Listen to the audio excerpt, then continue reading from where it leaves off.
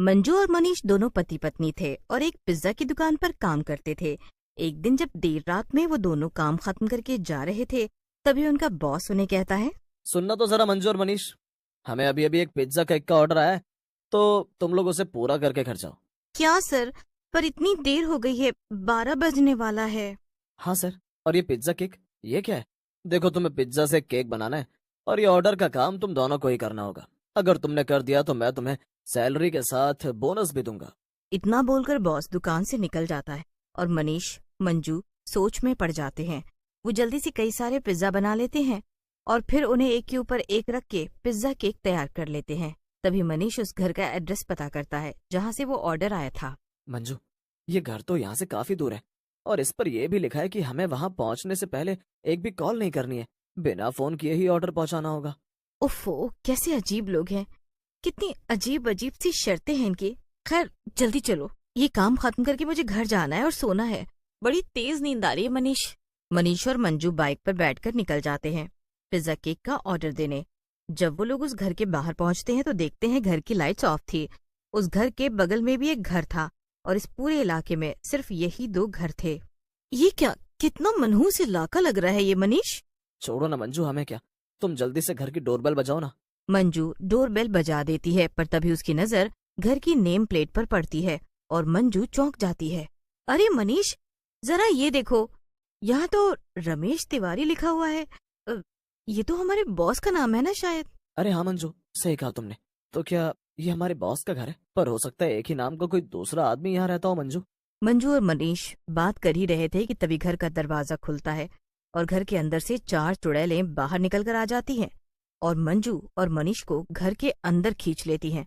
इसके बाद वो चारों घर के दरवाजे को अंदर से कई ताले लगाकर लॉक कर देती हैं और एक चुड़ैल तो मंजू और मनीष को रस्सियों से बांध भी देती है।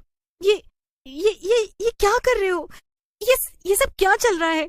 छोड़ दो हमें, जाने दो प्लीज।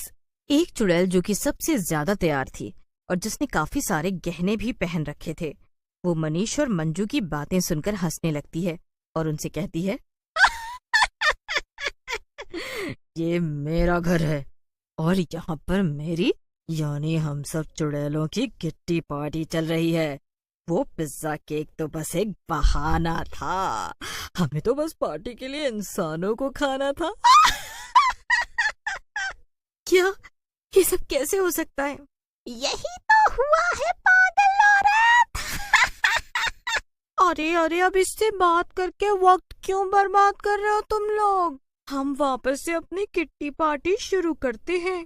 इन दोनों को हम डिनर में खाएंगे थोड़ी देर बाद, वो भी इन्हें डीप फ्राई करके इनके भजिए बनाकर। हाँ चलो, आइडिया तो बुरा नहीं है। चलो फिर पहले हम लोग अपना पत्तों का गेम खत्म करते हैं। देखना भी तो है ना कि हम में से कौन जीतेगा आखिर। जीतूंगी तो मैं ही, आखिर ये मेरी किट्टी पार्टी जो है। और देखा तुम लोगों ने, मेरे पति ने हमारे डिनर का कितना अच्छा इंतजाम किया है। मजा ही आ गया। हाँ, मानना पड़ेगा। इतना बोलकर चारों चुड़ैलें मंजू और मनीष को वहीं बंधा हुआ छोड़कर वापस रखी टेबल पर पत्ते खेलने लगती हैं। मंजू, अब हम क्या करें? कैसे बचाएं खुद को? पता नहीं मनीष, पर हमारे पास काफी कम समय बचा है। कुछ ही देर में ये चारों चुड़ैलें हमें डीप फ्राई करके खाने वाली हैं। मंजू, वैसे क्या तुम्हें याद है उस पहली चुड़ैल ने क्या बोला? क्या? अरे वो बाकी चुड़ैलों से कह रही थी ना कि उसकी इस किट्टी पार्टी के लिए खाने का इंतजाम, यानी कि हमारा इंतजाम उसके पति ने किया है। मंजू, हमें दुकान में बॉस ने ही ये ऑर्डर देकर आने को कहा था, और तो और इस घर के बाहर नेम प्लेट भी बॉस के नाम का लिखा था। कुछ समझी? हाँ मनीष, यानी कि उस चुड़ैल का पति हमारा बॉस है, यानी कि हमारे बॉस की बीवी एक चुड़ैल है। हाँ मंजू, याद है हमारी दुकान में काम करने वाले कई लोग गायब हो चुके थे। हरी बता रहा था ना कि वो लोग अचानक से किसी से बिना कुछ कहे काम छोड़कर गायब हो जाते और बॉस सबसे कह देता है कि उन्होंने काम छोड़कर कहीं और नौकरी कर ली। यानी कि ये दुकान में काम करने वाले कई लोगों को उस बॉस ने अपना शिकार बनाया है। पर अब हम करें तो क्या करें मनीष? और क्या इसका मतलब हमारा बॉस भी भूत है? नहीं, मुझे नहीं लगता। फिलहाल इस पूरे इलाके में सिर्फ 2 ही घर थे। इस घर में ये चुड़ैलें अपनी किट्टी पार्टी कर रही हैं और बगल में एक और घर भी है। मुझे लगता है बॉस वही होगा। अगर तुम किसी तरह इन चारों का ध्यान भटका दो तो मैं बगल वाले घर में जाकर बॉस को पकड़ लूंगा और कुछ। ठीक है मनीष, पर वापस जरूर आना। मुझे यहाँ छोड़कर भाग मत जाना तुम। मनीष मंजू की रस्सी खोल देता है। मंजू जाकर चुड़ैलों के सामने खड़ी हो जाती है और उनसे कहती है, भला ये भी कोई किट्टी पार्टी है? अरे तुम लोगों को देखकर तो लग रहा है कि तुम लोग पहली बार किट्टी पार्टी कर रही हो। अरे तुम्हें किसने खोला और तुम्हें कैसे पता कि ये मेरी की हुई पहली किट्टी पार्टी है? अरे सब कुछ कितना फीका फीका सा है। हाँ हाँ, जब हम तुम्हारे भजिए बनाएंगे ना तब तो सारा फीकापन चला जाएगा ना। नहीं नहीं, मेरा मतलब था कि तुम लोग चिट्स वाले गेम नहीं खेल रहे। सारी किट्टी पार्टियां चिट्स वाले गेम के बिना अधूरी होती हैं। चिट्स वाले गेम? हाँ हाँ, मैं जब जिंदा थी तब मैंने टीवी पर देखा था कि कुछ औरतें किट्टी पार्टी में कागज के चिट्स बनाती हैं और उस पर कुछ लिखकर एक कटोरे में डाल देती हैं।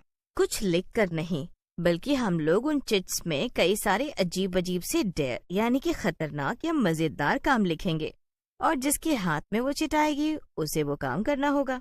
मंजू जब इसी तरह सब चुड़ैलों को अपनी बातों में उलझाए हुए थी, उतनी देर में मनीष खिड़की से कूदकर दूसरे घर की तरफ चल देता है। उधर मंजू चुड़ैलों को गेम सिखा रही थी। ये तो सुनने में मजेदार लगता है। ठीक है, फिर यही खेलते हैं। हाँ तो मैं चिट्स बनाती हूँ, फिर तुम सब एक एक करके चिट इस कटोरे में से निकालना, ठीक है? सभी चुड़ैलें राजी हो जाती हैं और मंजू चिट्स बना देती है। सबसे पहले चौथी चुड़ैल कटोरे में से एक चिट निकालती है। अरे अरे, क्या लिखा है उसमें, बताना तो जरा। हाँ हाँ बताओ जल्दी, क्या लिखा है? और इसमें तो लिखा है कि मुझे पंखे पर उल्टा लटकाना होगा और फिर तुम में से कोई एक पंखा चला देगा और मुझे 2 मिनट तक वहीं लटके रहना होगा। ये क्या बात हुई? ये मजेदार कहाँ हुआ? ये तो अजीब सा काम है। है ना मजेदार हमारे लिए? चलो अब तुम जल्दी से पंखे से उल्टा लटक जाओ, फिर मैं पंखा चला दूंगी। चौथी चुड़ैल मुंह बनाते हुए पंखे से उल्टा लटक जाती है और तीसरी चुड़ैल जाकर पंखा चला देती है, मगर 2 मिनट होने से पहले ही वो चक्कर खाकर नीचे गिर जाती है और बेहोश हो जाती है। पर बाकी सभी चुड़ैलें उसके ऊपर हंसने लगती हैं। ये तो गई। हाँ हाँ, चलो मेरी बारी है, मैं निकालती हूँ चिट। जब तीसरी चुड़ैल चिट निकालती है तो उसमें लिखा था कि चुड़ैल को घर के बाहर जाना होगा और एक हरी बिल्ली ढूंढकर लानी पड़ेगी। है? भला ये क्या काम हुआ? हरी बिल्ली भी होती है क्या? लिखा है तो होती ही होगी। अब अगर तुम्हें ये काम मिला है तो करना तो पड़ेगा ही।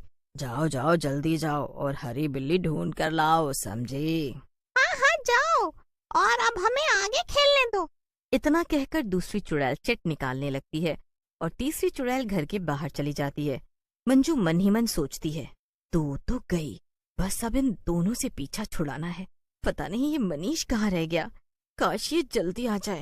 अरे अरे ये क्या?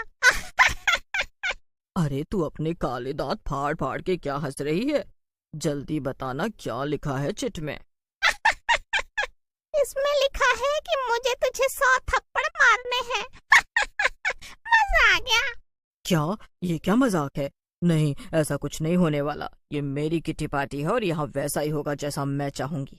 अरे नहीं, तूने ही तो कहा था कि सबको गेम खेलना ही पड़ेगा। ये तो चीटिंग हुई ना, मैं तुझे थप्पड़ मार कर रहूंगी। इतना बोलकर दूसरी चुड़ैल पहली चुड़ैल की तरफ बढ़ती है और दोनों की लड़ाई हो जाती है। दोनों को लड़ता हुआ देखकर मंजू खिड़की से कूदकर भागने की कोशिश करती है, पर तभी पहली चुड़ैल को बहुत गुस्सा आ जाता है और वो जादू से दूसरी चुड़ैल को खत्म कर देती है। बढ़िया आई थी मेरी ही किट्टी पार्टी में मुझे थप्पड़ मारने वाली। और तू कहाँ भाग रही है, इंसान की बच्ची? मंजू ये सुनकर बहुत डर जाती है और तभी वहाँ पर मनीष आ जाता है और मंजू को खिड़की से बाहर खींच लेता है। इसके बाद वो घर में आग लगा देता है। अरे अरे अरे कोई तो बचाओ, अरे अरे मैं जल रही हूँ, कोई तो बचाओ मुझे, अरे बचाओ, मैं जल रही हूँ, बचाओ। ये सब क्या हो रहा है मनीष? पर मनीष कुछ कहता इससे पहले मनीष और मंजू का बॉस पीछे से दौड़ते हुए आता है और घर के अंदर खिड़की से कूद जाता है। बॉस और चुड़ैल दोनों ही अंदर आग में खत्म हो जाते हैं। मंजू, मैं बताता हूँ, ये दोनों घर बॉस के ही थे। इस घर में पहले बॉस अपनी पत्नी के साथ रहते थे, पर एक दिन इसी घर में बॉस की पत्नी की मौत हो गई, जिसके बाद वो चुड़ैल बन गई। उसे इस घर से बहुत प्यार था, इसीलिए उसकी जान भी इसी घर में बसी थी। और अब जब मैंने चुड़ैल से पीछा छुड़ाने के लिए ये आग लगा दी घर पर, तो वो भी अंदर कूद गया।